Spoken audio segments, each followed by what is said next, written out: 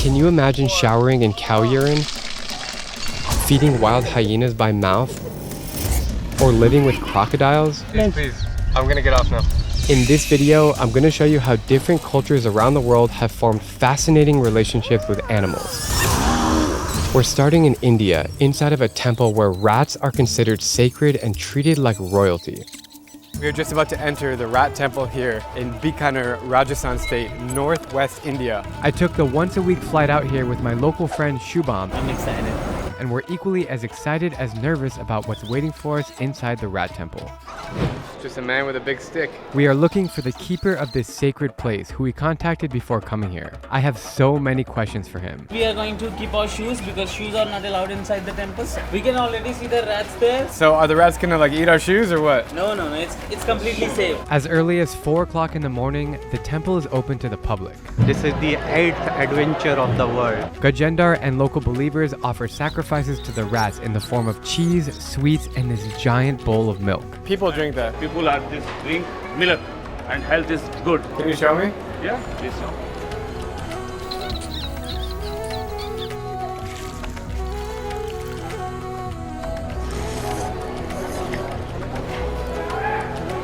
Very holy milk.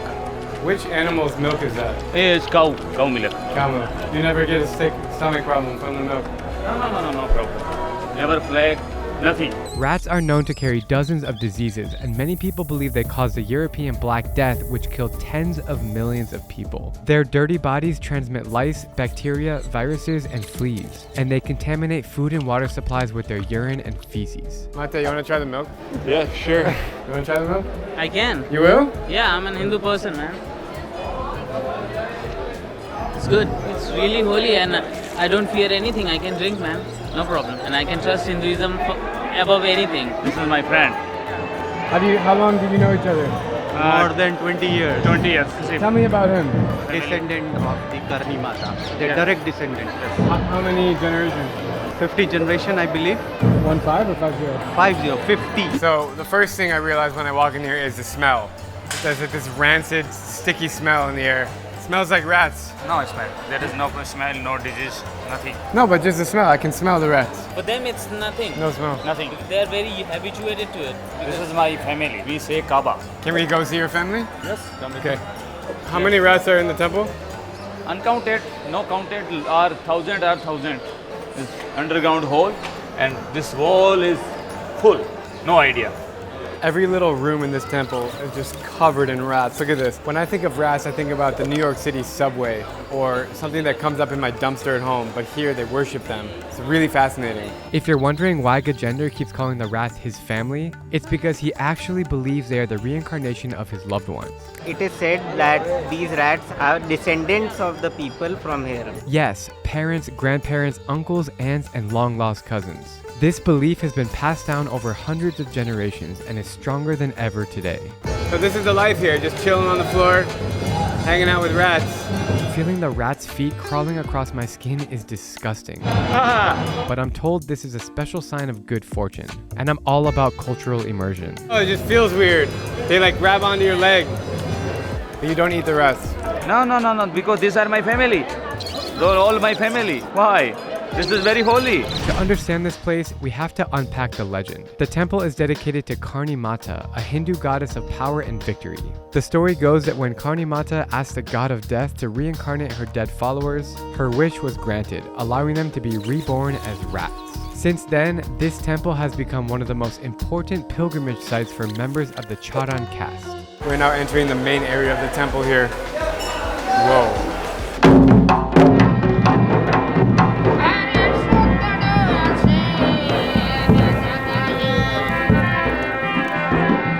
All the people behind me are pushing to get to the front of the temple so they can say their prayers to the rats. It's wild how they're like aggressively pushing to the front. It's getting really crowded in here. There is a main temple. People are coming here and praying for Karni Mata. How do people feel when they see the rats? Very lucky, feel is very better. Karni Mata is happy, like a blessing. So in every Indian temple, the queue is formed to just have a look, just one look of maybe 2 seconds, 5 seconds, depending on the crowd. They want to look at what? The goddess and just say what their wish is. That's it. What is going on right now? The world famous temple special. People are praying here only. But this is very big diya in India. Worship like this is a diya which lights every year. System of blessing.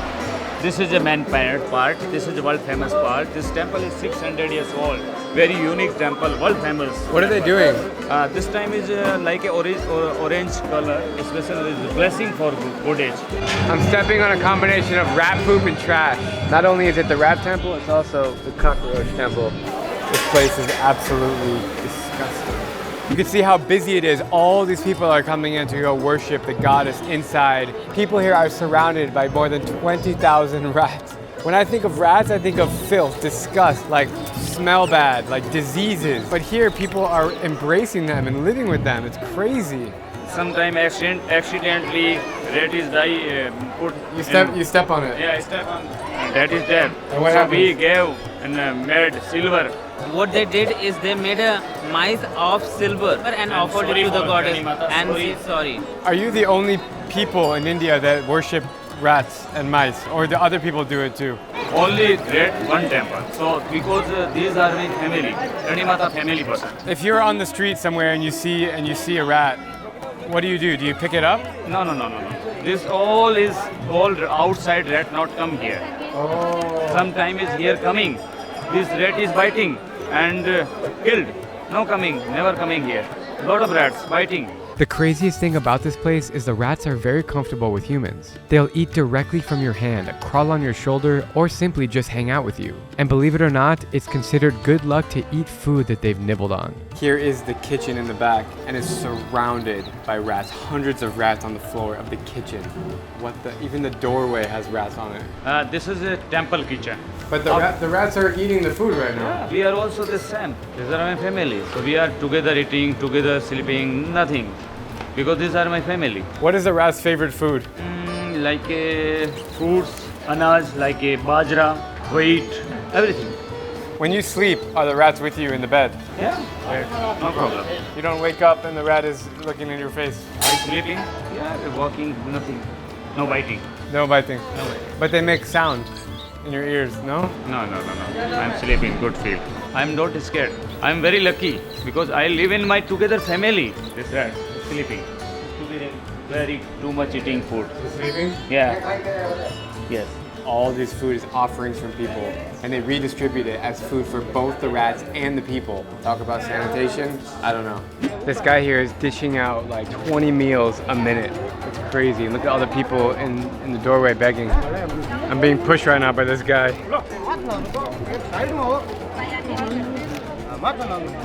For the Kanimata offering, and after like a prasad we gave everybody person here coming like a prasad for Kanimata.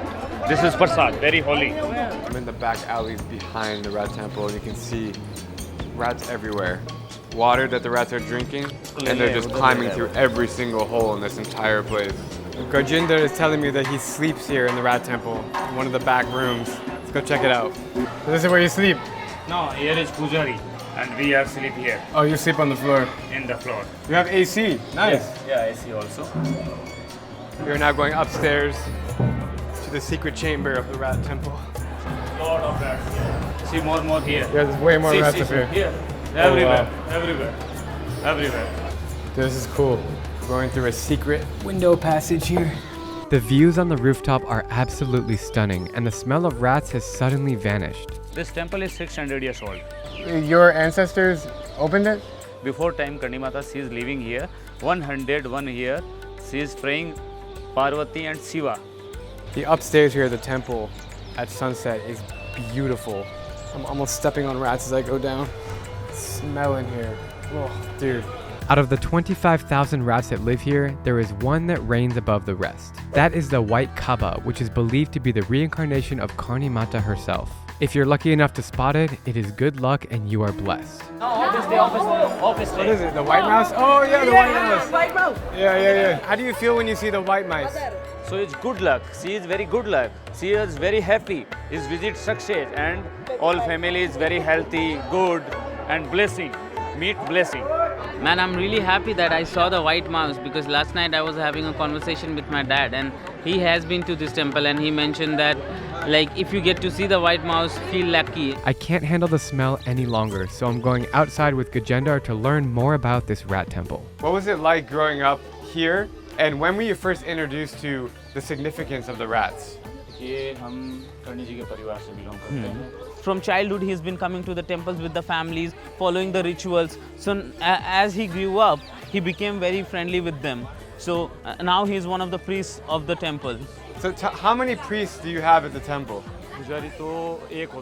The priest changes every 1 month because everyone needs the opportunity to take care of the goddess. Is there someone recognized as like the highest priest here? Yeah, there is one. He's a Brahmin whom they consider his priest, the guru, you know. You believe that all those thousands of rats are actually people's souls? Yeah. So essentially you're around all of your ancestors when you're in the temple? Absolutely. तो next time वो इनके पास मंदिर के माता जी का काबा बनकर आ जाता है. Depending on what kind of work you did in the whole life, you get to stay inside the temple accordingly. Inside the temple, it's heaven and hell. If you keep a rat as your pet and you keep on feeding him, he will get fat, right? But inside the temple, there is no lack of food. But still, the rats are of the same size. They are like same body, same structure. Why? Because the goddess has given them that form.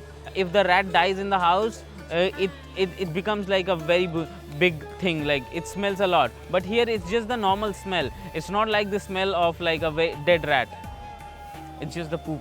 Gajendar has taken us to the house that he grew up in where his family is currently living. You know, as a traveler, it's really important that you respect religions and you try to understand and ask questions. And that's exactly what I've been doing so far in this story.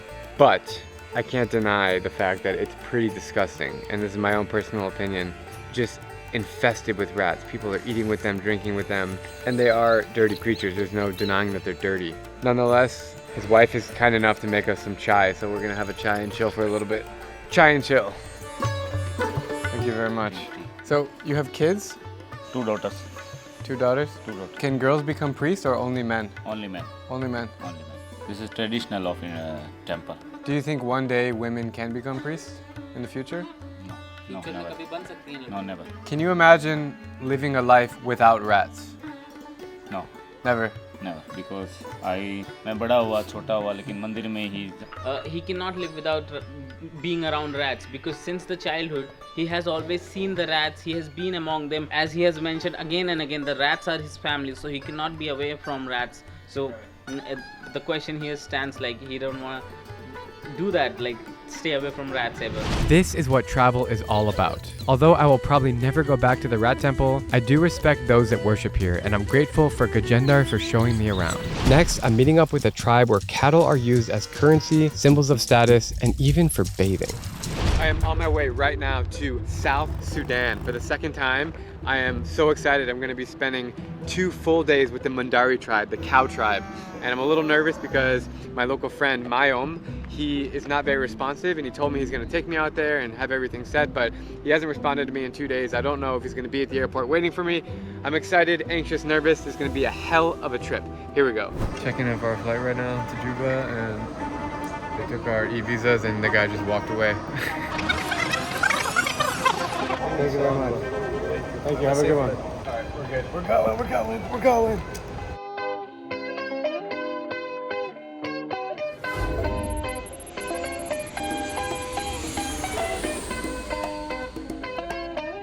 Hello, South Sudan. It's hot. We made it, man. Yeah. How are you? Good, how are you? All right, we're ready to roll. Ready to get this trip started.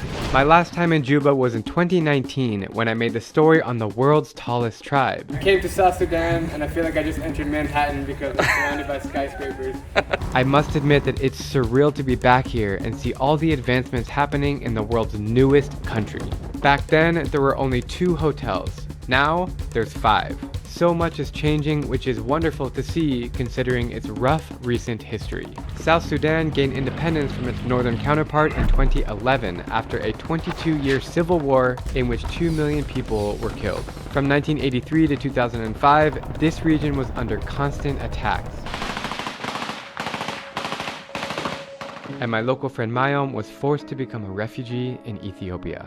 we were kids, most of us actually had to perish of hunger, of diseases, and So those of us that survived, we were the ones who were lucky. And after the coming of the UN, came with food, with medicine, and so on. When your country is affected by war, this is always something that comes to your mind. When you are separated from your parents, from your other siblings, there's always that thought. What happened to my parents?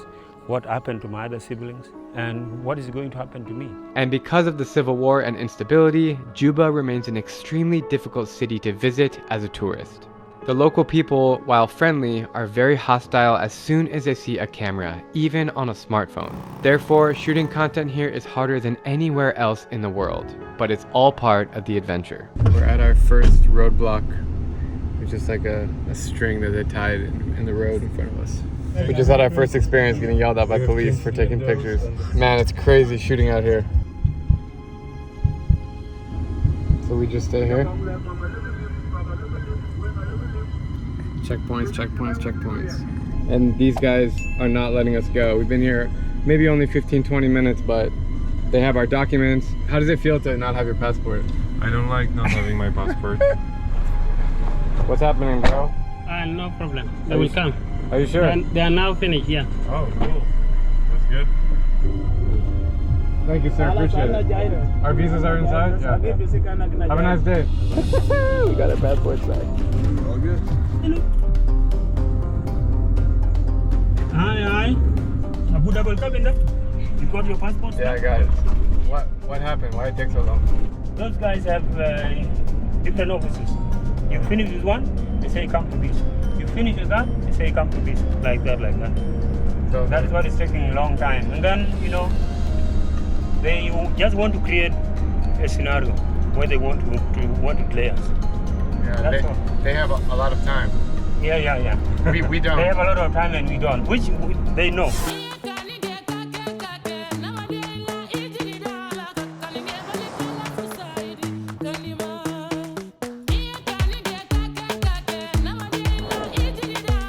Driving through this landscape is incredibly surreal, but after all these checkpoints, I am quite anxious to arrive.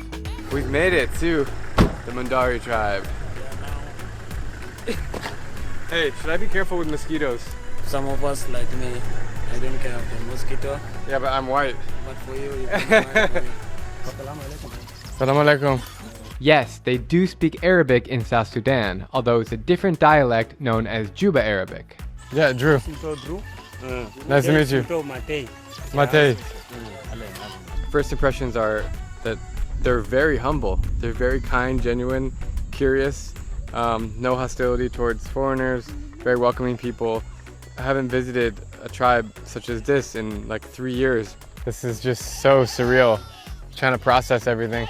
How are you? You fine? It's alright, we can't speak to each other.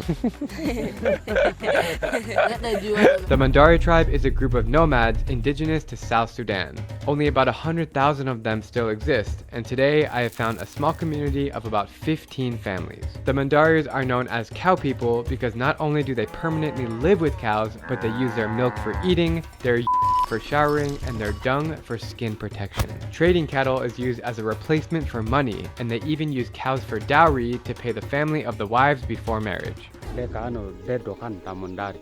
that the cows are the life of the Mandari people. They are the ones that we live on. We survive on them. We feed on them. Everything, like our life is all based on the cows. He's saying that the cows are actually our wealth. The conditions in which we sell them are like when you are sick or when your children are sick, then you have to sell the cows so that you can go and get some money, then you buy medicine for the children or for yourself or for whoever you are taking care of. We also use them for marriages. When you want to marry a wife, like one of the girls, then you have to pay cows, like 80 cows or 100 or to the family of the girl. The dowry. Yeah, like a dowry, yes. So all of them have the blonde hair. Yeah, like I told you before, Yeah. they use cow. How do they put the on their face? When, there are two ways in which they do that. One way is when the cows directly, then they come and put when the cows and then the other way is when they can collect and then at a later time pour it on their head. The shower is something I've never seen before in my life, but it doesn't end there. This is cow dung, which is dry, and then now they are using it now to produce smoke. This smoke will actually repel insects like mosquitoes and flies away. What's on his face? The white stuff. This is ash. Oh, the ash. The ash made from cow dung is used as both a mosquito repellent and protection from the sun. And of course, it's stylish. It's refreshing to see how the Mandaris are so far removed from technology and urban society. No electricity, no internet, and little access to anything in the modern world. Their home is out here in the middle of the countryside with nearby lions and giraffes, and they are nomadic people, which means that they move according to the weather. And in case you were wondering, they love to smoke and were given the shisha from another visitor a few weeks ago. While the Mandaris have been quite shy and hesitant to interact with me, I found a pretty easy way to break the ice.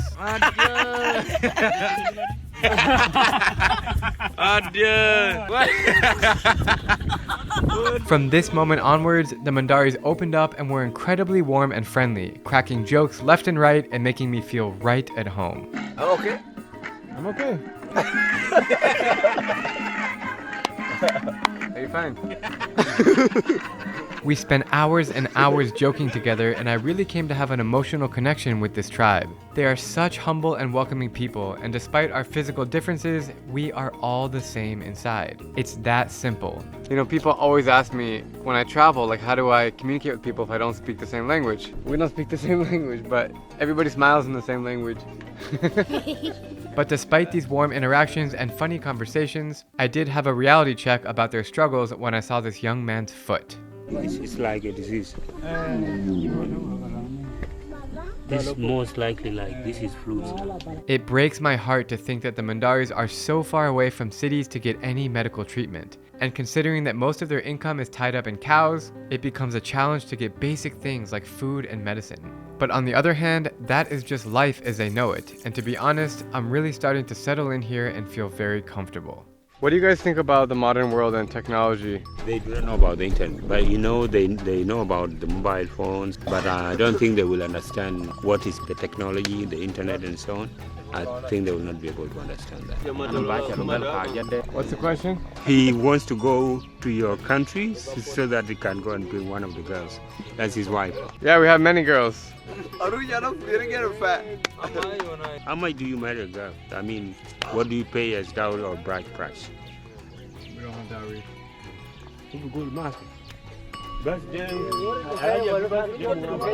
If you happen to bring a girl from America, for example, will that girl accept to come and live the way of life, like, pick up cow dung and do all these manual things that they are doing here? Depends on the girl.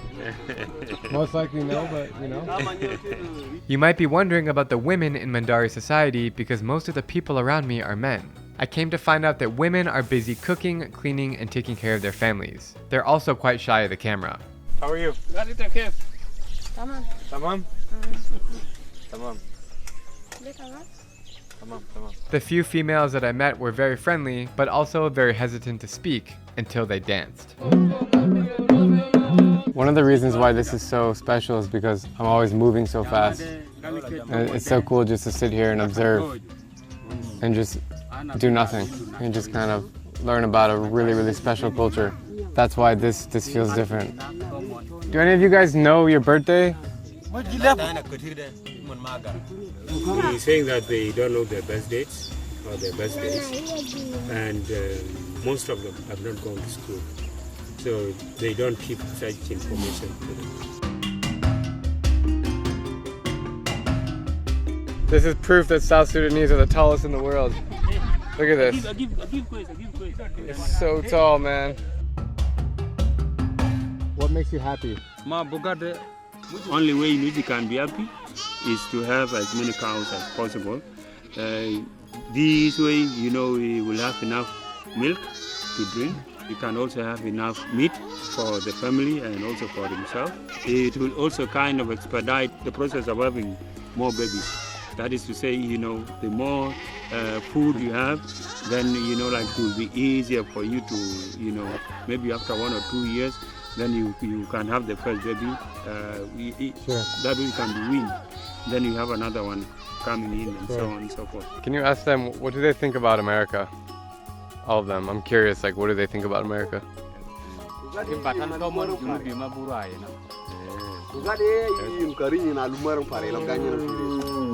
He's saying that America is a beautiful country, but the only problem is that they don't allow people to go there. Like them, they will not be allowed to go there. That's true. Yeah. Considering that we are out in the wild, nowhere near any cities or towns, we have to adjust to the rapid weather changes. In other words, a rainstorm is quickly approaching and we need to find cover.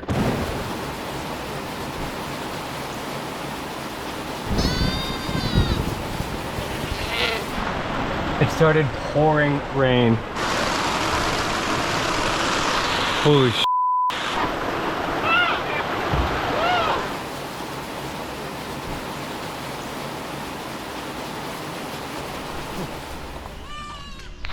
Whew. Everything just changed, the whole mood changed. It's now cold rain. The weather dropped tremendously. Man, that was crazy, bro.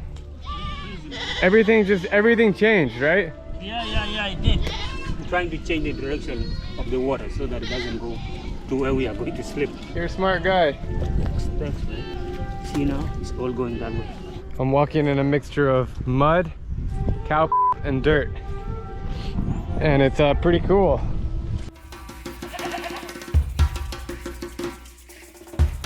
Every day at exactly 5 p.m., thousands of cows come marching in over the horizon. They know exactly where to go and recognize their owners to a T. The whole atmosphere changes. Everybody goes to their positions. They have the cows which go to the exact same spot. And you have the kids that do their thing, the women do their thing, the adult men do their thing. Every single day, 365 days a year. Wow, man. What a moment. Out of nowhere, within 5 minutes, all of the cows just came walking in. This is one of the coolest moments, I think, of my entire life. It's absolutely fascinating to witness how the Mandaris care for and protect their cows. I learned that they are animists, which means they believe all natural things such as plants, animals, rocks, and thunder are animated and alive, and possess a spiritual essence that influences human events. All I can say is that this scene of the cows marching in and the interaction of them to the people is one of the most beautiful sights I've ever witnessed in my entire life.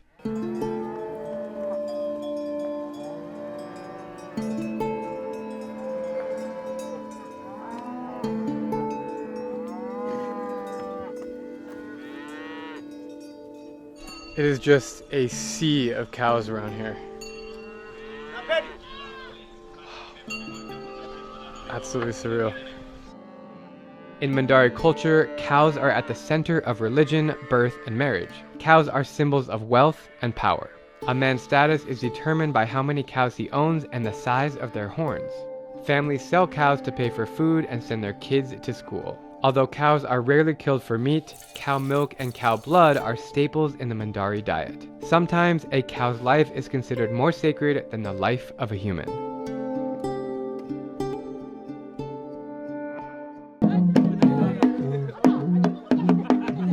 As you can see behind me, wrestling is a popular sport out here. Oh! So, can he wrestle him? Who's gonna win in a wrestling match? Hey, he wants to. Tomorrow morning at 8 a.m., they said they're gonna do a big wrestling match and see who's the champion. I have a feeling it's gonna be him.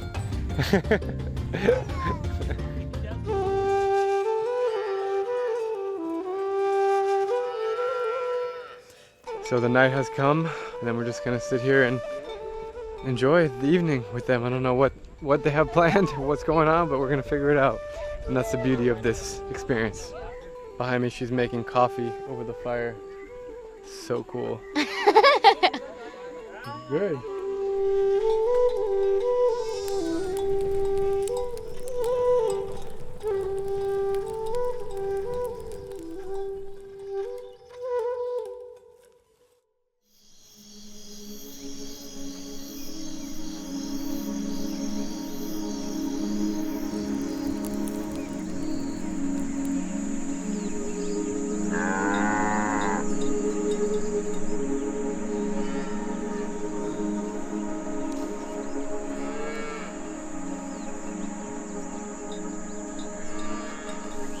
wake up to this, you'd hear the cows all night just wagging their tails and the bells on them.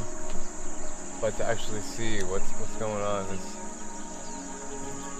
absolutely surreal.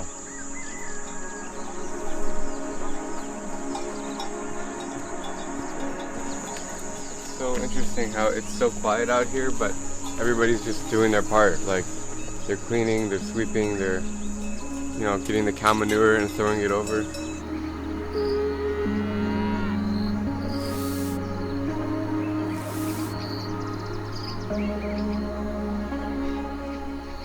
Early morning means it's time for a shower.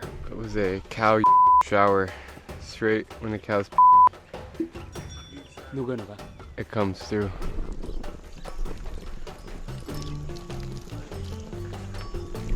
What might look obscure to you is actually practiced due to the lack of water sources and also to get minerals from the cow's which they believe is good for the skin and the overall health. When you shower with the cow urine, like we use the whole body, you actually use that as antiseptic. It keeps away flies, it also keeps away some skin diseases. The reason why their hair is permanently blonde is because of the cow shower. They do this every morning for their whole life, and then it just dyes their hair blonde or reddish. See, he just finished his shower, so it's dripping off his face. The mom? I was asked by a couple of the boys if I wanted to try it out, and after a long internal debate, I decided to do it. Damn it! I missed it. I literally was missing by 1 second. Oh, it's warm. Oh.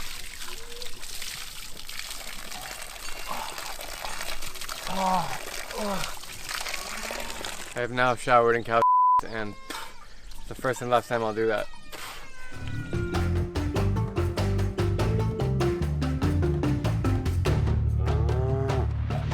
Is he brushing his teeth with urine?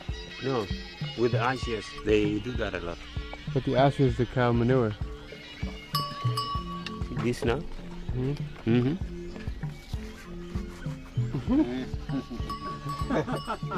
That doesn't taste like No. It is though. No, yeah, of course it's but it's burnt. It is it is cow dung. The most common toothbrush is this twig called siwak and has been used all over the African continent for over 7,000 years. The twig is taken from a tree called the Salvadora persica and it's chewed on the end to clean the teeth while removing plaque. Several studies have shown that the siwak has greater cleansing of oral tissues than the modern day toothbrush, and it shows when you see how white their teeth are. You know, when you wake up in a place like this, your brain just shuts off and you just think about nothing and you just immerse yourself. In front of me, I see kids running around, brushing their teeth with cow dung, washing the cows, and everybody's smiling. And these flies on my face are driving me crazy. They're so itchy. It's the time of the morning where all the cows leave, and the elderly ones have started first back there, and then they just call the other ones, and all the cows just come single file behind me. It's also super hot right now, so we're gonna just take a break, lay under the tree. You speak English? No. Mandari. Speak Mandari. Mandari. Hello? Mandari. Daloket. Daloket. Adie. Adie. Yeah.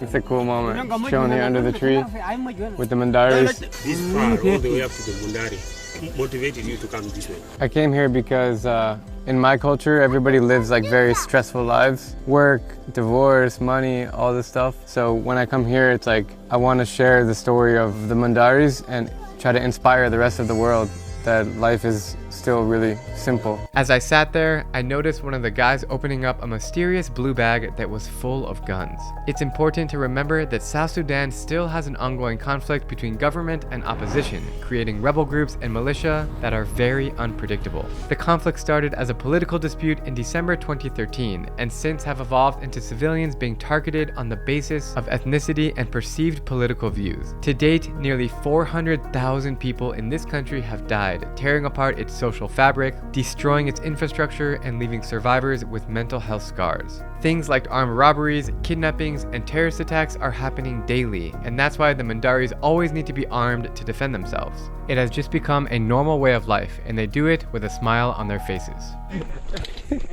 He pointed the gun at me, so I walked away. Did you see that? They've offered me some of the milk from one of the 1,000 cows. Milk makes you tall, man. You need to get taller and stronger. Very warm. It tastes a little different. Not a lot different, but a little different. Yeah, it tastes like goat milk. The diet of the Mandaris consists mostly of milk, but sometimes they eat cow, rarely on occasion, and also goat and chicken.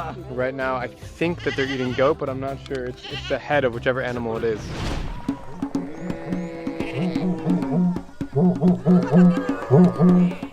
So you can hear the horn blowing in the distance. They are preparing for their huge wrestling match to see who is the champion here. Look, he's already pulling people in. We got the spectator section right here. They've gathered everyone for the fight, and this is gonna be pretty fun to watch. They do this every so often as a way to pass time, as a hobby, wrestling. I gotta love it.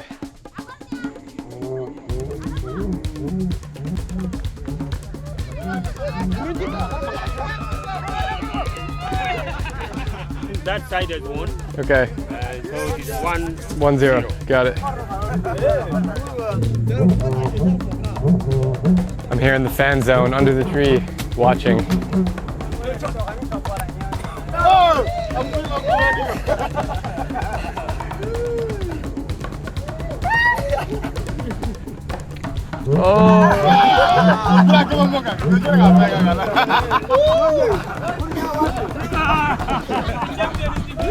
Oh, really?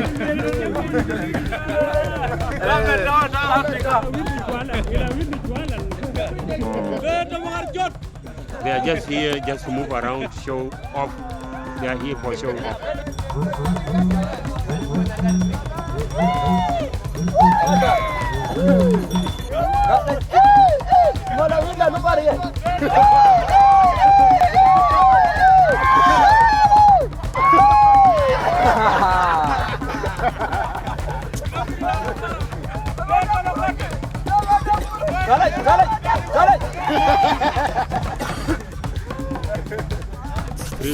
That is 1 for this team and 3 for that team. So it's that team that has won. And the champions team has actually been defeated, including the champion. It's pretty amazing how I can come here unannounced and discover a life full of beauty and joy. And that just goes to show that happiness is found everywhere. Next up, I'm heading to Ethiopia to find a man who is casually feeding wild hyenas like their household pets. Right now, I'm in a historic little town called Harar, close to the border with Somalia and sharing a lot of the same culture. This ancient walled city has incredible tales of Muslim traditions in a Christian majority country. Deanna and I are here with our new local friend and Rastafarian named Kali, who's gonna help us translate and track down the notorious Hyena Man. Do you know the Hyena Man? I'm looking for him. Building, the old building. Around the old buildings. Watch out, bro. Yeah. Some they know where he Some live know him, also. some don't. Yeah. We're going to the old buildings. Do you know Abbas? Yes. What do you think about him? She said we know him, he's doing very good job. Where does he live? It's the old city. Oh, in the old city. More and more clues. Do you know the Hyena Man? Yes. Hyena is our friend. Where's the Hyena Man? It's around Jogol Wall. All right, bro, I'm on my way. Thank you. After searching for clues for 3 hours, the only information we've managed to get is that the Hyena Man lives somewhere outside of the old city walls, and that he feeds wild hyenas after sunset. In the meantime, I want to show you what goes on here in Harar, one of the most important cities in Islam. I've been a lot of places in Ethiopia, and Harar just feels different. It almost feels like Morocco or something in North Africa or the Arab world. It's so different here and beautiful and Islamic. You know, Ethiopia is a cool country because you have so many different religions and cultures. It's like half Christian, half Islam, but Harar is truly something special. We're about to enter the old city of Harar, a UNESCO site. We have about 40,000 people with about nearly 4,000 houses and about 82 mosques and 368 alleyways. The old city dates back 1,400 years and still remains surrounded by thick walls. Look how narrow this alley is. It's like maybe 2 feet wide. We are lost in the neighborhoods here. Everyone's just kind of like poking their heads out, saying hi. We're still on the mission to find the hyena man. We know he's around here somewhere. These streets are so erratic, it's easy to get lost. And believe it or not, the inside is filled with old Islamic arts and traditions. This is one of the 82 mosques in the old city here. It actually says on the sign number 17. The fourth holy city. Behind what? After Mecca, Medina, Jerusalem, and Harar. We are now entering the busy market here of Harar. Lots of shops around here. The city is chaos. It's everything in your face all at once. Bringing me back to my time around the Horn of Africa. I mean, all of this part of Africa feels somewhat like this. And the people almost look a little bit Somali too, which is cool. Walking next to this tin fence, which if you hit, could probably puncture your skin pretty well. Deanna's buying a local dress. You like it? Yeah. Wait, I need to pay. Thank you. Yes, this is how. The girls are doing you up. Oh, she's hugging you. 1, 2, 3. Shukran. Good? Okay. As you can see behind me, Ethiopia is so rich in natural resources and grains and spices. Look at all these. Everything grown in Ethiopia. You know, Ethiopia is we have more than 2,000 plants. Traditional sauce we made from here, the Harari people. What is this? Teff, the smallest seed from the crop. Ethiopians, the early fathers from the church, they found teff from the wild. They choose the teff for food. From all grasses, choose teff and make food. Look, you put this one seed and it become a lot of grass. Yeah, so only grow in Ethiopia island. She's giving me the baby.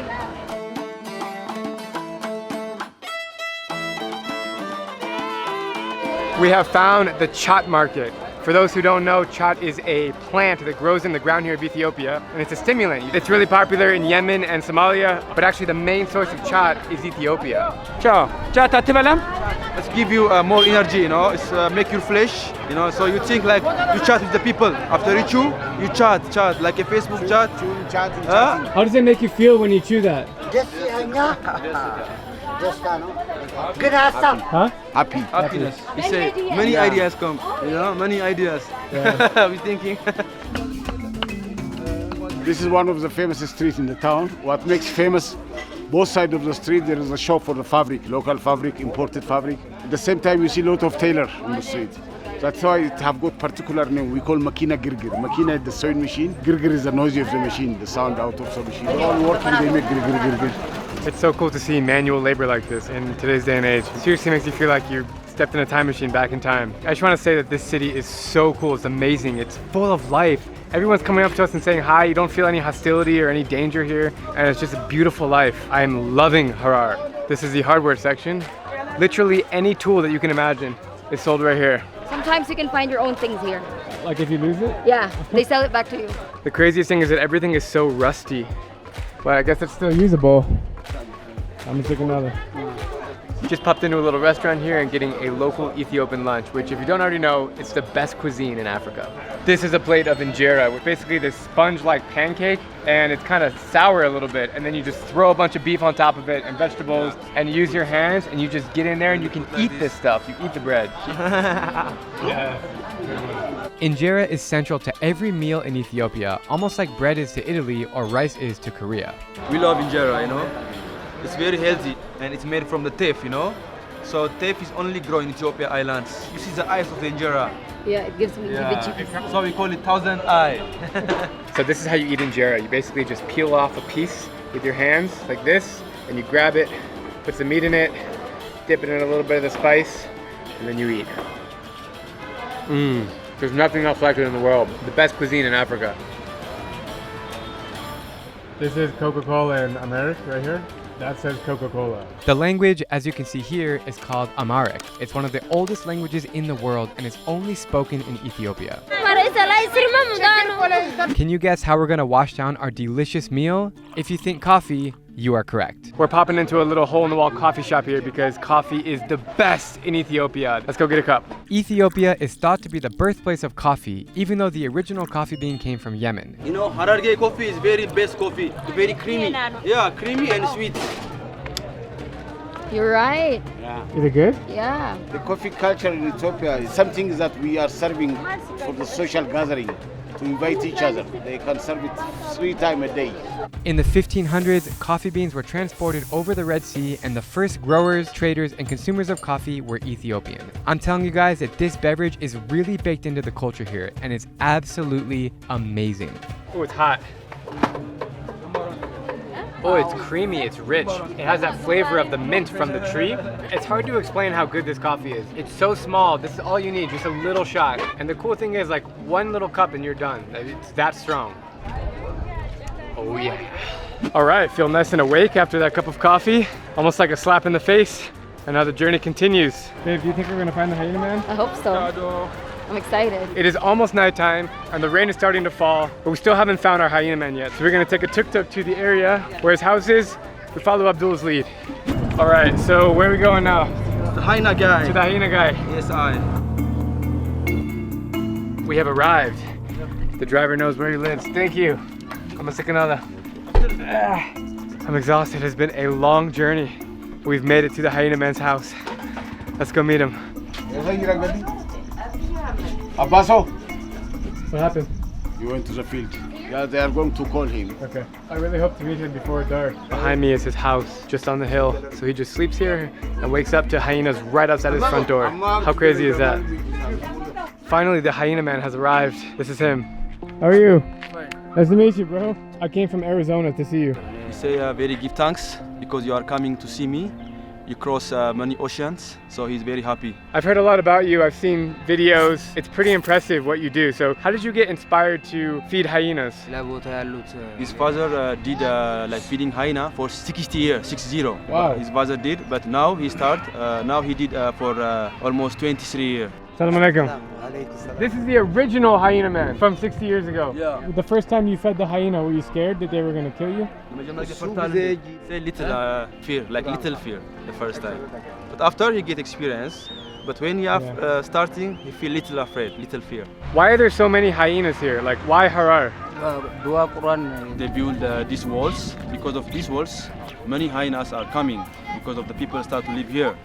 So what the hyenas not eat the people. Understand? Really? Yeah. Never they eat the people? Never eat people. So if someone sleep on the street, the hyenas not eat. Are you ever scared that you're gonna get your hand eaten off or something's gonna happen?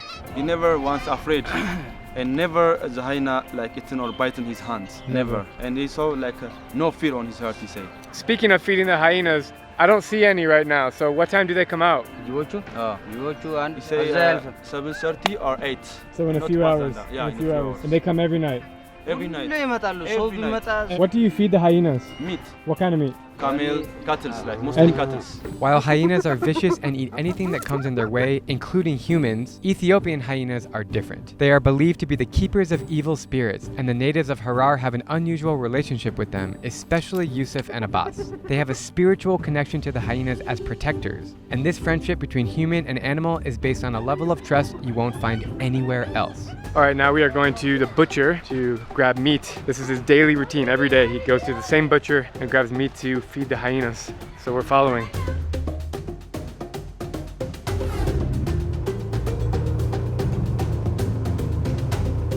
We've arrived at the butcher where he comes every day to get the meat. Every day he give like 300 birr, 400 birr he pay. Not the fresh meat. Not the fresh one. The fresh one people they eat, you know, but the leftover for the hyenas. He gather from many like butchers, you know, not from only from one. Like more than 3 or 5 he gather. Oh my god, that's a lot. It's a lot of hyenas. That was only one butcher. Now we're going to another one to get more meat. This is wild, man. Wow.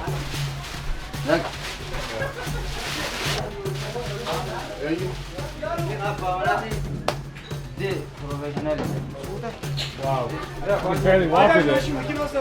So heavy.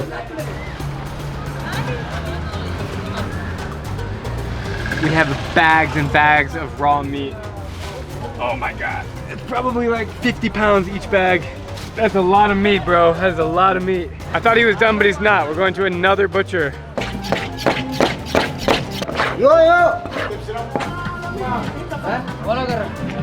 Got the meat. Yeah. 3 bags. Yeah. I got enough? Another. Another? Yeah. How many more? One more? Yeah, one more. This city is awesome. It's madness. There's so much to look at. There's so many things happening around. Wow, there's more. How many hyenas are Israel feeding? Another one. Yeah. 4 meat chops. Yes.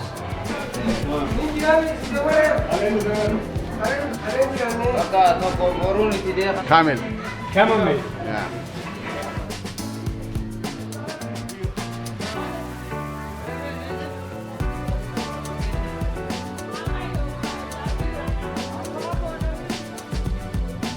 Wow, it's a lot. It's a lot of meat. I think we cleared out all the butchers in town. How much money do you spend every day on meat? Including with the tuk-tuk, with the car, 3,000. $60? Yeah, like that. Expensive. Yeah. So where do you get money from? Save some money for the meat. And you do this every single day, bro. Every day. Every day. Even if you're sick. Every single day. Yeah. We're back in the tuk-tuk, going back to Abbas's house, and I am exhausted. We've been running around this city all day. I want to share a little personal note here. Just running butcher after butcher after butcher. I'm like dizzy. I think I need to drink more water, but what a journey. It's all a blur right now. We're racing to catch the clock before the hyenas come out and we start feeding them. This is crazy.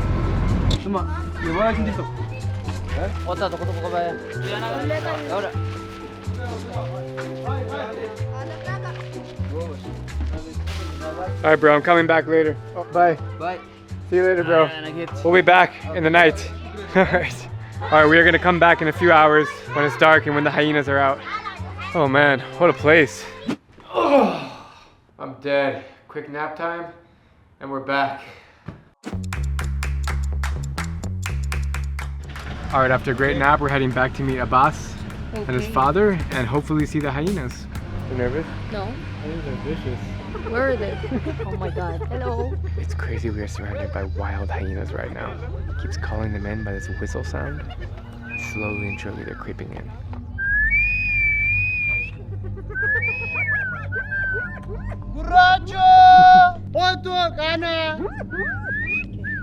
He has names for all of them, so he's just chanting their names.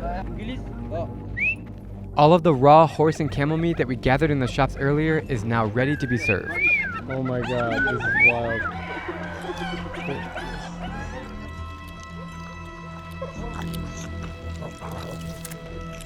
Oh my god, they're everywhere.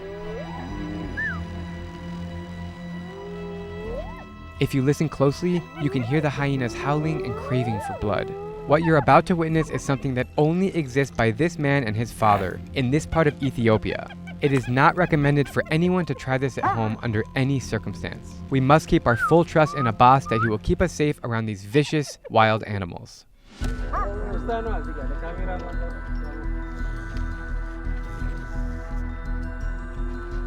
Tell me about the connection that you have with these hyenas. Yeah, he said, I feel like I'm like their father. Yeah, sometimes I bring them even to my home, the family, he said. There's so many wild hyenas behind me right now. What? As I was sitting there watching Abbas, he asked me if I want to feed one of these creatures myself. Everything in my nature told me not to do it. Like standing on the edge of a cliff before bungee jumping off. But as I always say, life begins at the end of your comfort zone. Pretty scared, mouth to mouth.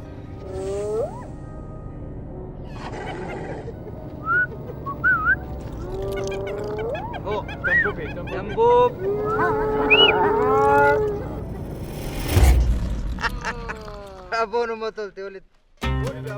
Well, this story's been absolutely insane, feeding wild hyenas in Ethiopia. I never thought I would ever do this, especially from my mouth. I'm literally shaking that there's 15 wild hyena behind me just eating raw meat. What an experience. Wrapping up my time in Harar, Ethiopia, I can hardly believe the encounter I just had with the hyena man. In the darkness of night, I stood just inches away as he fearlessly fed these dangerous animals with their eyes gleaming in the moonlight. It took a lot of courage to take part in this bizarre ritual, offering raw meat from my own mouth to the hyena's intense jaws. But wild animals aren't the only skilled hunters on Earth. They're loose, sprinting through the bush. Meet the Hadzabe of Tanzania. These skilled archers hunt baboons with handmade weapons and eat every last bite. If there's no kill, there's no food. Over the next 3 days, I'm leaving modern civilization behind to observe their way of life and join them on an 8-hour hunt through one of the harshest environments on Earth. They just busted open a beehive and they're just swarmed by bees. Can we actually take down a baboon? Or will I slow them down and get left behind? The ultimate test of survival starts now. After a 4-hour ride on bumpy roads, we have finally made it to the Hadzabe tribe. This is gonna be a wild adventure. As soon as we arrive, I meet my local friend and translator, Musa, who grew up nearby and knows how to navigate their culture with respect. We're also with my friend Corey, who will help capture the journey with his lens. We made it, holy crap.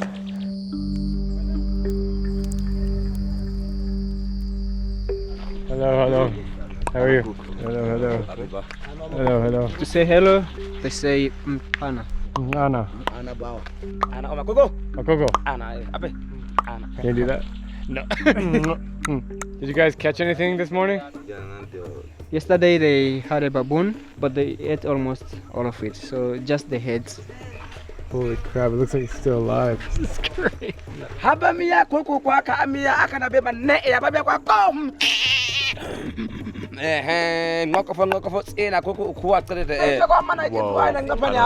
is going on? He's holding 2 baboon heads and he's talking.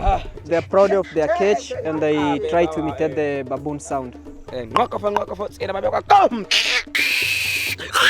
So this is how they dry the meat. They cut the meat into small pieces and they hang it on a tree to dry it so they can use it for a few days. It's like beef jerky. What's up, man? I guess that means, how you doing? What did he say? He said, welcome and feel at home. Something like that. What's your name? Tikichi. How old are you? He doesn't know how. He doesn't know how old. So is that their only language, the clicking language? Yeah, not all the words contain click sound, but most of them also speak some Swahili as their second language. The Hadzabe are one of the last real hunter-gatherer tribes left on Earth, which means if they don't hunt, they don't eat. They have lived in the harsh, dry land of Tanzania's northern plateau for over 50,000 years. Their language is largely made up of clicking sounds and is 100% unique to them. The Hadzabe are also nomadic, constantly moving in search of food, water, and shelter. But with fewer than 1,000 members left, their ancient way of life is quickly vanishing, and that's why their customs give us a rare look into humanity's most primal roots. Hello. Found it. Found the women's section. Hello. Something I find really interesting about this tribe is that the men sit separately from the women and they don't even speak to them. It's almost like there's a wall in between. They're really just right over there. You can see them sitting with their kids, but the men just like hang out. They're smoking and drinking during the day. They're just chilling. And the women are with the kids. I saw a mom walking her son for the first time. It was very precious. And I'm assuming when they go to sleep in their huts, they're together. It's also very interesting that the Hadzabe tribe doesn't have a traditional chief like other tribes. They're all kind of together as one. I actually think that's really cool. It's the first tribe I've ever visited in Africa without a chief or a leader in charge. The Hadzabe don't care about materialistic things, social status, or the hierarchies of modern life. They don't use any kind of money, and their entire economy revolves around the land. Life here is unforgiving, and the infant mortality rate is high. While a Hadzabe woman typically gives birth to 4 children, an average of only 2 will survive. Before I join their hunt, I want to talk to the only English-speaking Hadzabe, Frank, about what it means to grow up here. At what age did you break away and go to school? When I was 13. 13? Yeah. Why did you go to school but some of them don't? How did that happen? Was it your parents that forced you to go? My mom. Your mom? She told me that when I go to school, be more than better. Do you often come back and visit the tribe? Always, when it's a holiday. It's completely different with now. We don't have phones, we don't have communication. Do you think these guys eventually will have phones? Or do you think they will live their whole life like this? For them it's okay, because we try to bring them to town and they don't want to stay town. Interesting. So you took this guy to town? Yeah. When you went to Arusha, what did you think about it? And why did you want to come back here? He said that no meat there. No meat, no baboon, no monkey, no baby. At the town we buy, but here we hunt. Do you think someday you will own a phone? Do you want to be able to communicate with other people? He said that it will be better to have a phone. What do you think the outside world is like? So he says that first of all, you don't believe that man use plane. How can I transport by using plane? He knows that people are in the plane. He know that, but he someday crossing here, I saw that, so you know that people using as a transport. And what does he think about the outside world, like other countries? When you go out of the country, you're gonna die. That's what he said. Yeah, he said that you're gonna die because of the cold, but he don't know. What makes you happy? Kama nako leo tumeenda tumekosa hamna raha. When we are hunting and we success, we are happy. But like today, we are going and we lose, we are not happy. Many people in my country, when they see you eating a baboon, they're going to think it's a bad thing. Yeah. They're going to say like, don't kill the animals, like save the animals. What do you think about this? Tume haki nea. Ne haki nea. Ne kamari bifua. First of all, he doesn't care about what they're talking about when they eat baboon, but he said that they're from hunting tribe. We must hunt and we eat, no matter what. We like baboon. If you were alone in the middle of the bush with no people, no communities, only a knife, how long could you survive? Yeah. He said that he can't stay if only knife. He needs bow and the arrow. If you have a bow and arrow, how long could you survive? Forever. The Hadzabe make their own arrows unlike any other tribe. They trade for nails, which they hammer into a sharp point. They spend hours carving the wood, straightening it with their teeth, then tying it together with plant fibers and finishing it off with feathers.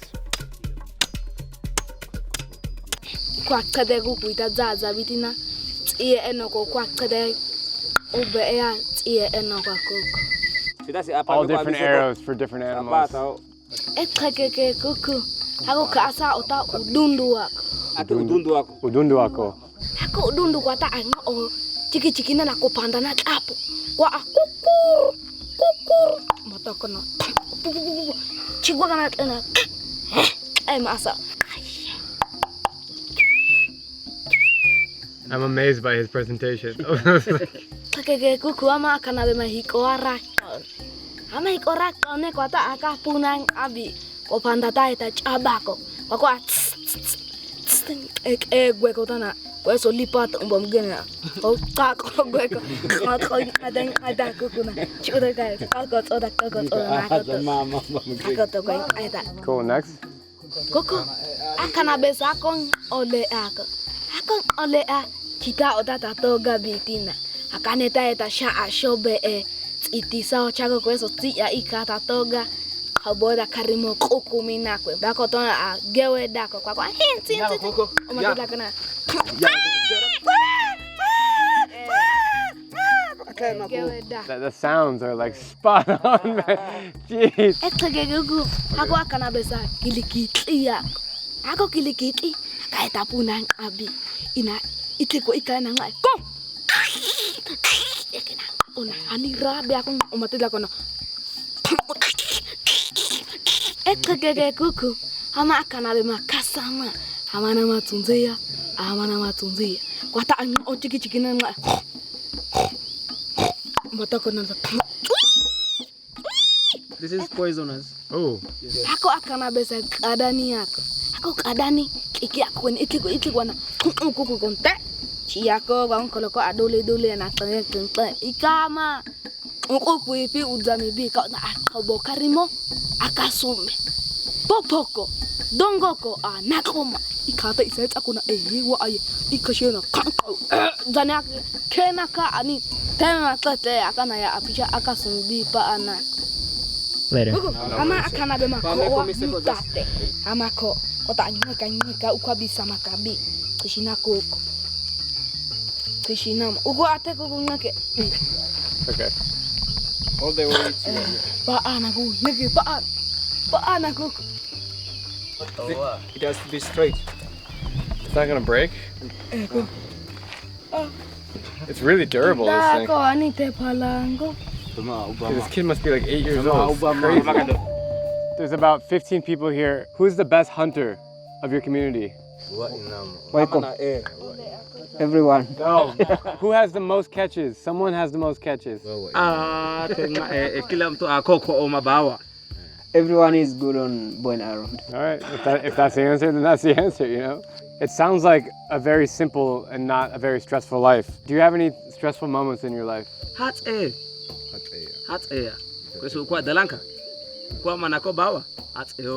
So it says it seems an easy life, but it's not like the way it seems, because not all the time they succeed on hunting, so not all the time they will have enough for themselves. It's really cool how animated these people are. Like everything they do, everything they say, they have a lot of passion.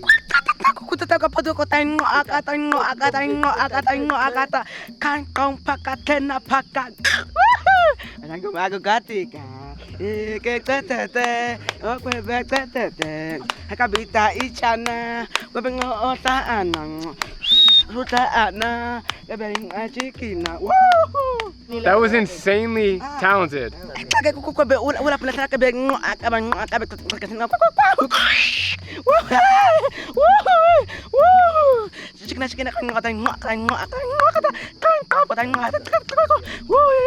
That was great. The night is coming and everyone is literally just chilling, like hanging out. It's just an incredibly chill life out here.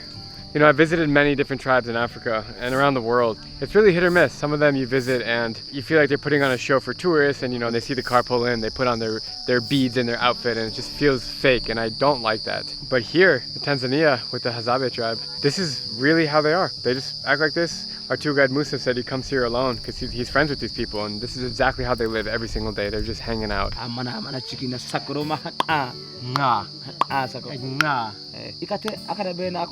He's trying to teach me how to do the clicking sound.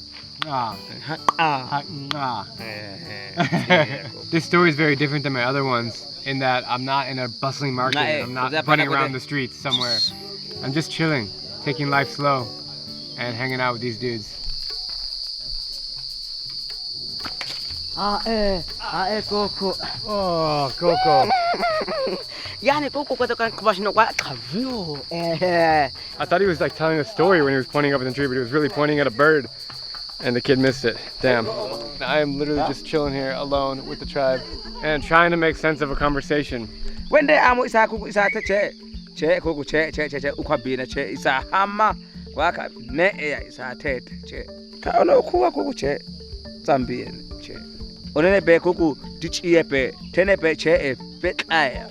Sambo kwa ma check onene be tichia kuku sa milo kuku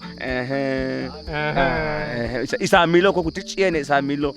Wow guys, I am speechless right now. I just want to take a moment and appreciate the beautiful sunset, the thunder that I just heard, the rainstorm coming, and just hanging out with the Hadzabe tribe.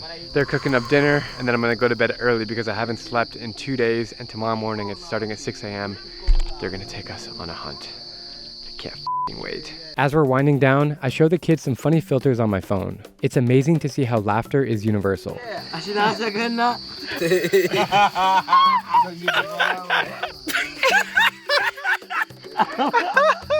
A baby face.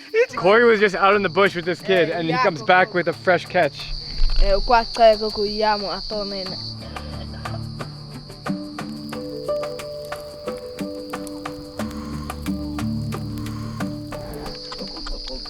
Bird. Thank you. This is a bird that the kid just caught 5 minutes ago. Fresh bird. Tastes like chicken. But really good. A little bony. A little gamier than chicken, but it's really not that bad. When you were his age, you went to school. So my question is, if you had the opportunity to go to school, would you go? Yeah, I can go. You would go? Yeah. How do you feel when like tourists come here? Yeah, he says that I feel better because they give us something good. Have you ever left the village to go into the city? No. If you ever had the chance, would you go? For studying. All right, guys. Have a good night. We'll see you in the morning. Big hunt tomorrow. Thank you, thank you. Bye-bye. As night falls, reality sets in. I need to rest up for tomorrow's big hunt, and the sleeping arrangements are rough. There is a massive centipede. Dude is eating something. Get in here quickly. Closed. It's their home for the night. Get rid of it, man. Get it out. Get it out. Yeah. All right. I hope that centipede isn't in here. Dude, stop.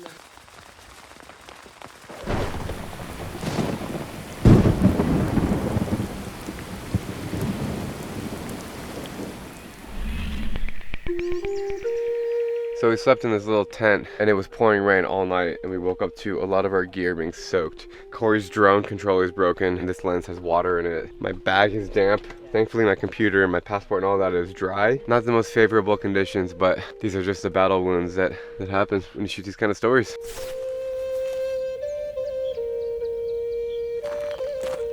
Today we're going on a very special hunt with the Hadzabe. They start bright and early, 5:45 a.m. when it's orange hour like it is now. And they said it could be up to an 8-hour hike. So hopefully we catch something. And whether we do or we don't, it's gonna be a freaking crazy journey. Here we go. Bro, shit just got real. It got real. You show that? Yeah. Yeah, I feel like it's the calm before the storm. Like we went from just like eating breakfast, taking a quick poop, and now it's like, oh shit. 2 minutes and you gotta go. Morning, morning, morning. Ape. Hello, hello, hello. Hey. Hey. Ana oma kuku. Before the little hunt, they're cooking a bird on the fire. Ape. Ape parango. Eh kuku am kuku. Alright, within seconds of us like coming over to say hi to them, good morning, they're off. They grabbed their bow and arrows and they're moving. And the dogs are following. I didn't expect this pack of dogs to join us, but I learned that they're pivotal to a successful hunt. They act as our eyes and ears, sniffing out animals and driving them into trees, making sure that everyone, human or dog, gets to feast. So every morning is like this for them. Yeah, they do it almost every day. These guys are not messing around. They walk super fast.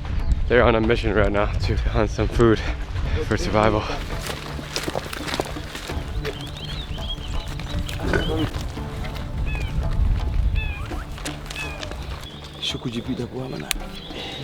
Do you think you're gonna catch something today?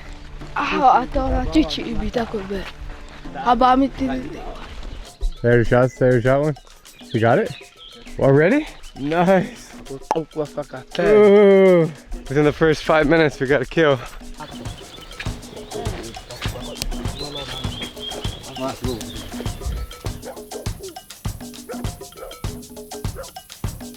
And I've been walking uphill for like this whole time. Just shows how out of shape I am compared to these guys. Apparently the donkeys are scared. They don't want to get hunted. They're all crying. Even just trying to keep up with this kid is tough. These guys are on the move. Go! It's crazy. These guys are just shooting birds out of the sky. I've never seen anything like it before in my life. They heard guinea fowl. We're going. This is insane, dude. They're literally sprinting through the bush.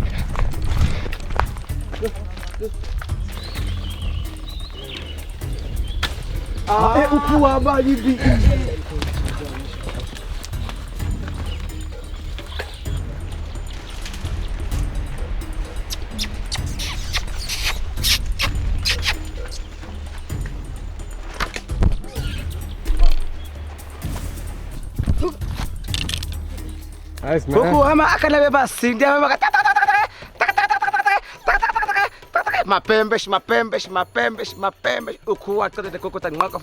Ale ate.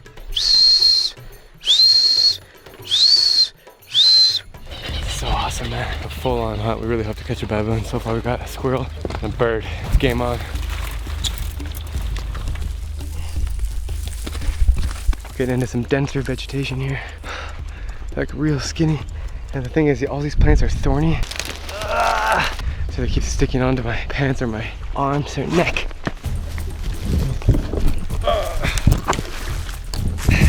We're moving fast through the bush when we spot our first monkey high in the trees. The men take their shot, but it scrambles away at the last second. No kill this time, but the hunt is far from over. Oh, and there's one.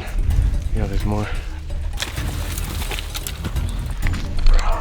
The monkey is on the top of the tree, and the dog is blocking it from climbing down. So the monkey's scared to jump down because the dogs are gonna They have a good sense of smell, so they can.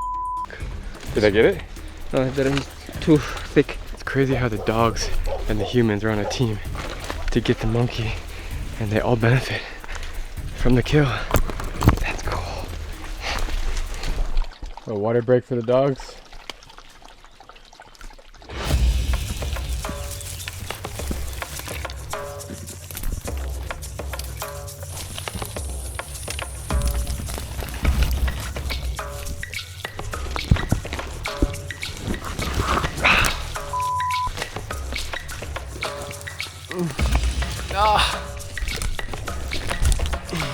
I'm stuck. I literally can't get out of here. Maybe this way. Holy crap, man. This is insane. You got so many holes in your shirt in the back. You're bleeding a little bit too. This shirt's done, by the way. Done for it, I know. But I'm not, okay, I got it. All right, I can hear you, I can't see you.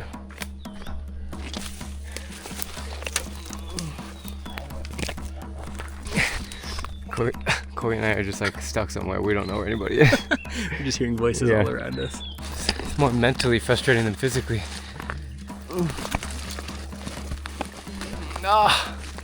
Dude, this is man. Ow.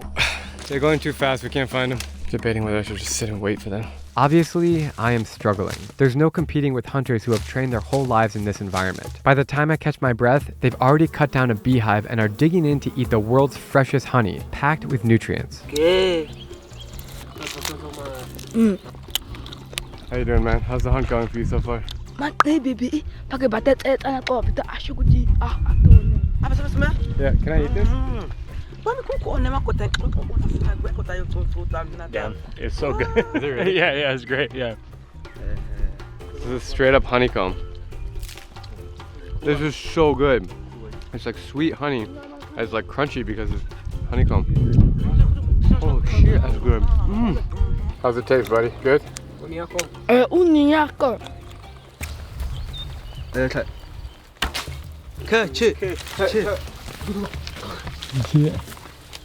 Ona beauty ako hani. Oh.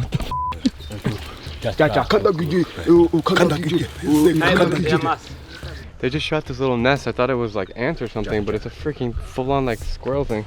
Dude, oh, that's brutal, man. They just found fresh footprints of a bush pig or a warthog. So, obviously, as normal, they booked it. Just trying to catch up. Yeah. I can kushangaa. Guys are just like super fast. It's crazy, man. Yeah, that's wild. Dude, the thorns, bro.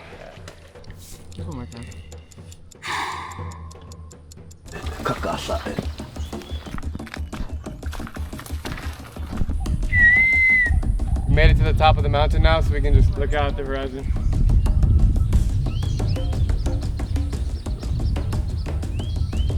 We just stumbled across a dead baboon. Not a kill, but oh, you could smell it. It's rancid. Whew. They tell us this baboon died 3 days ago, but the Hadzabe still decide to rip off an arm and a leg to cook back home. Is this normal on your hikes? It's always like this? I don't think I've ever had to do this before in my life. This is no joke, man. These guys are straight up army crawling. Yeah, I can't army crawl. This is one of the hardest hikes I've ever done. There's no way, dude. I'm rolling the GoPro on him. Hopefully we can get the catch with that.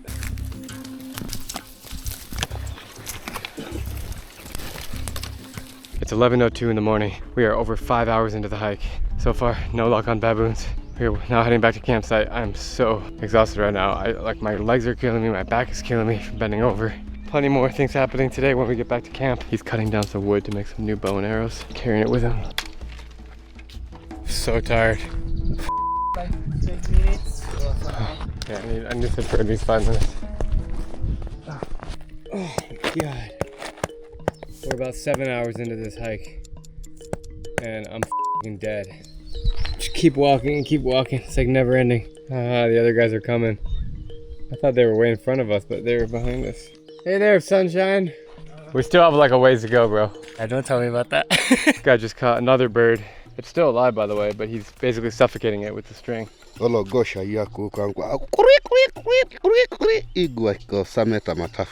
We've hit a point in the hunt where we need to start heading back in the direction of our camp, and I'm so dead I'm not sure I can physically make it back. A few guys are staying behind to keep hunting for baboon, and I can't help but admire the patience it takes to completely survive off the land.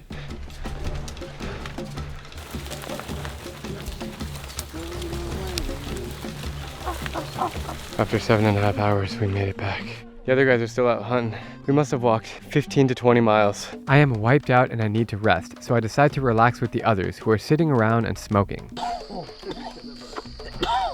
They are ripping a pipe right now. I haven't seen a human rip a pipe like that since college. Holy crap.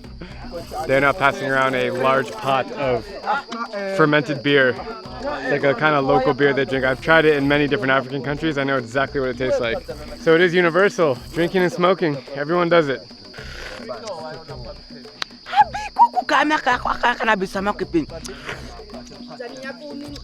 The guys in front of me are taking the baboon leg straight to the fire. This is everything that we just caught. That must be the cha-cha. Which one of these are you most excited to eat? Baboon. Baboon. Nice. Out of nowhere, the remaining hunters finally return, and they have a fresh catch, a baboon. Mama, go check. He has it strapped over his body like a backpack, like it's just another day at the office, and everyone is happy for the upcoming feast.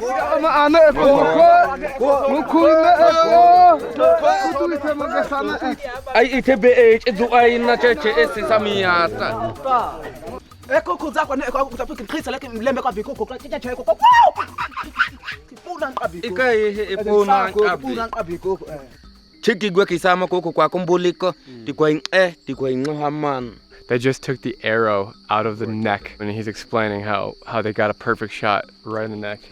Their accuracy is incredible when they shoot. It's like one shot, done.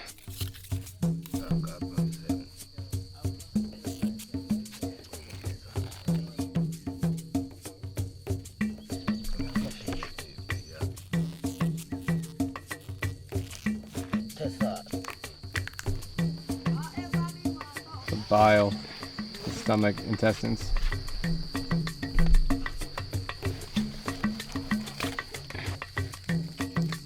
He came over here with the intestines and he's hanging it on a tree.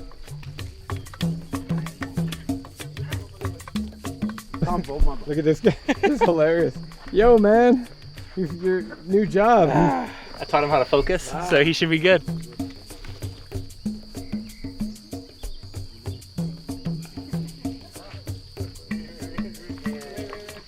Oh, the cock de coco.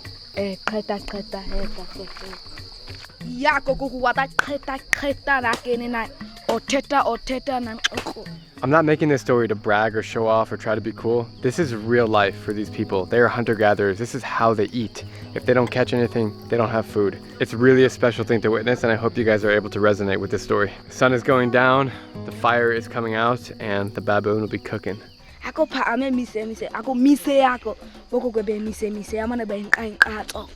He's demonstrating how they make fire. Basically, they just take a stick, rub it really quickly in the ground, right on top of the knife, and makes a fire. He literally made that fire in like 20 seconds.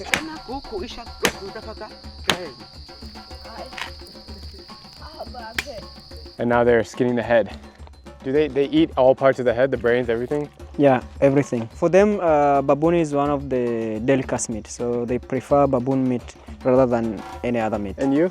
Would you try it today? No, not really. I'm not sure how much of this I'm able to show on YouTube, but right in front of me right now, there's 2 baboon heads, and they're just going crazy, skinning them, taking off the fur, and then now they're just digging into the brain. So they're going to make a headband or headdress? This guy's putting the baboon on his head. Oh, can you see that? Oh. They say like this is one of the best meat. They are going to boil it. They're complaining about because the guy put a lot of water.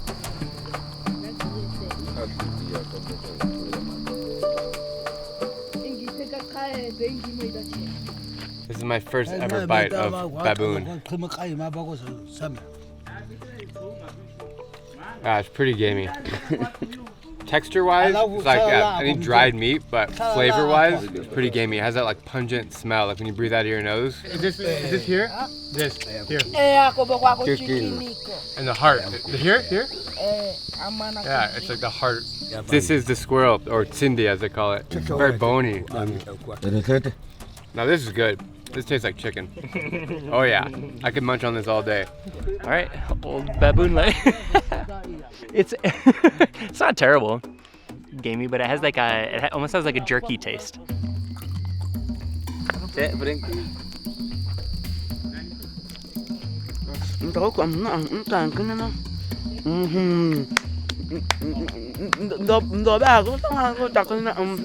For dessert, animal heads from previous hunts.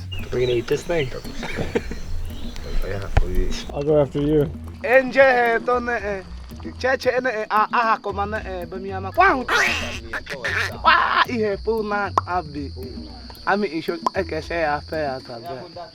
The baboon heads are finished and he is now just eating it, just straight up. He's offering it to me. I know you want to try it, bro. Don't f around with me like that. I do want to try it. The moment homie started eating, everyone's just coming around waiting for their share. I mean, this is probably the closest you can get to eating a human head.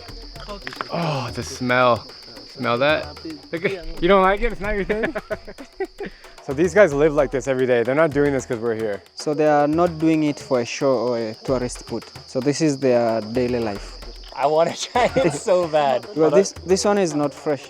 I don't recommend you to try it. Like for sickness reasons? Yeah, you might get sick because you know their stomachs are used to this. The baboon soup is ready and they're just feasting. I mean, he's like going hard at it and it's really special to witness this. Very few places in the world you can feel culture like this. True proper hunter-gatherer tribe. I'm out of words right now. He cut the brush. Toothbrush. Yeah.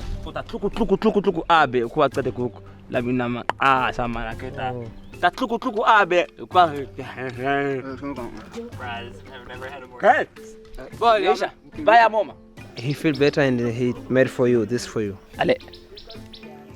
It's hard. Dude, these guys have like rock hard teeth. I can really get through it. It gets in all the cracks though. Like, that's pretty cool, man. Life is much simpler than we make it out to be. How did you feel the first time you saw a foreigner here?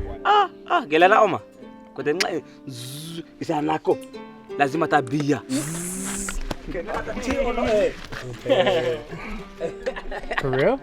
They don't saw anything. They hear something. They hear a car. And they are going to climb the tree. Quiet. So he said, I saw the white man passing down there. So he hear the guide starting to call in Hadzabe. So he said, oh, this is my fellow. So he started going down and then going to looking for them. How did you feel when the white person came here? So that's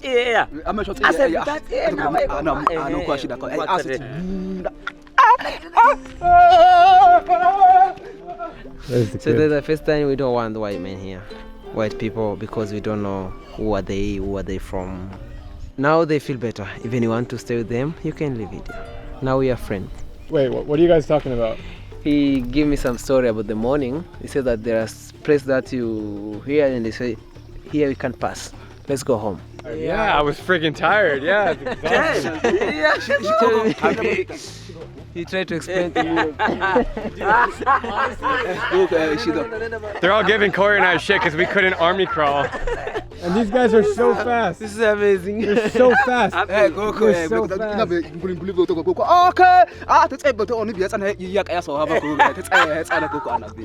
We're capable, but yeah, not like that. When you think about the stamina these guys have, imagine waking up every morning at 6 a.m. and coming back in the door at 1 o'clock after hiking mountains, dodging, army crawling, shooting bow and arrows. It's insane. As the sun sets, we gather around the fire, watching the Hadzabe dance, sing, and celebrate life. In our increasingly modern world, they've managed to hold on to something that the rest of us are searching for: happiness. Despite the hardships and the lack of material possessions, it is the joy, the laughter, and the connection that matters most. The Hadzabe don't need much to survive, and maybe that's something we could all learn from. Next, I'm heading to a village where crocodiles roam freely among the people. What's up, guys? Right now I'm in the West African nation of Burkina Faso in the capital of Ouagadougou with my friend Marlon. So what's the name of the village? It's Bazule. Bazule. And I'm a little bit scared.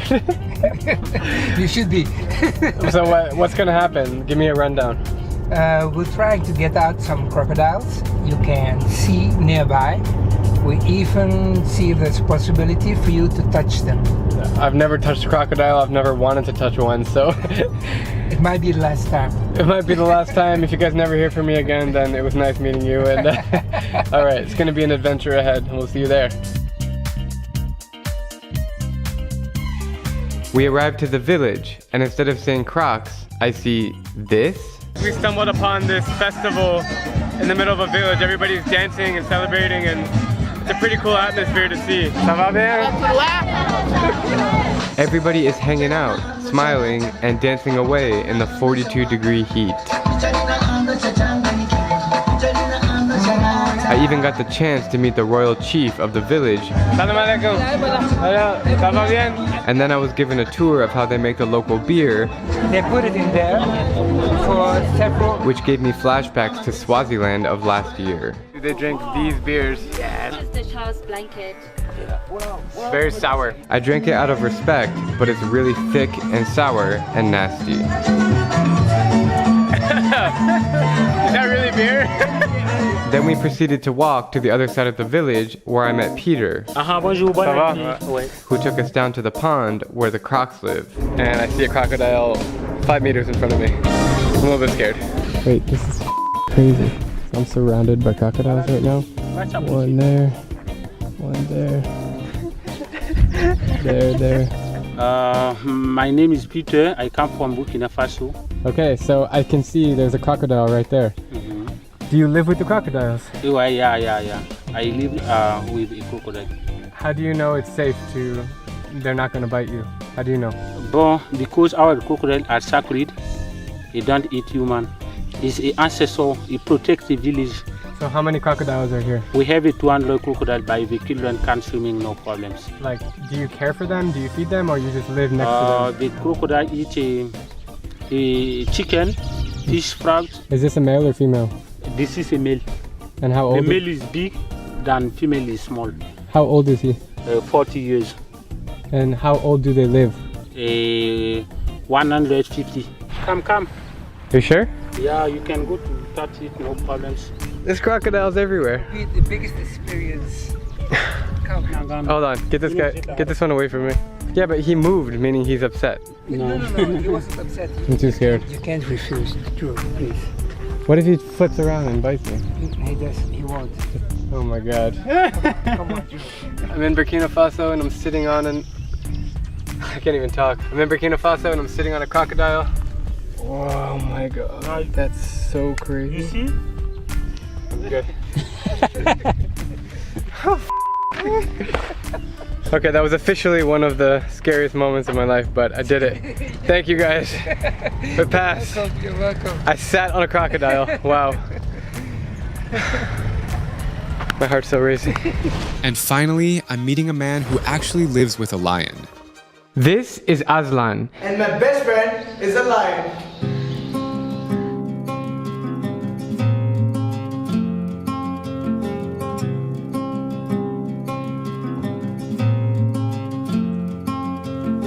I met Aslan yesterday in Karachi, Pakistan through a friend, and when he told me about his touching story, I needed to make it public. So I came to his house today to meet his beloved friend, Simba. Well, my name is Aslan and that means a lion in Arabic. So I have I don't know, you can say a spiritual connection with me and Simba. 4 years ago, Aslan rescued Simba because he had a chemical deficiency. But Simba was actually 2 weeks old when his mother rejected him. He was quite weak. He was like this small. He was just a cute cub.